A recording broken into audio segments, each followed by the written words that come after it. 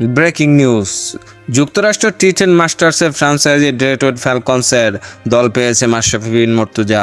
বাংলাদেশের কিংবদন্তি পেসার ও সাবেক অধিনায়ক মাশরাফি বিন মুর্তজা যুক্তরাষ্ট্রে অনুষ্ঠিতব্য টি10 মাস্টার্স লিগে অংশ নিতে যাচ্ছেন। তিনি এই লিগের ফ্র্যাঞ্চাইজি দল ডেট্রয়েট ফ্যালকনস এ খেলবেন। এটি মাশরাফির ক্যারিয়ারের একটি নতুন অধ্যায়, যেখানে তিনি টি20 ফরম্যাটে নিজের অভিজ্ঞতা ও নেতৃত্বের গুণাবলীকে কাজে লাগিয়ে দলের জন্য গুরুত্বপূর্ণ অবদান রাখতে পারবেন। মাশরাফি বাংলাদেশের ইতিহাসের অন্যতম সফল অধিনায়ক হিসেবে পরিচিত এবং তার অধীনে বাংলাদেশ ক্রিকেট দল উল্লেখযোগ্য সাফল্য অর্জন করেছে।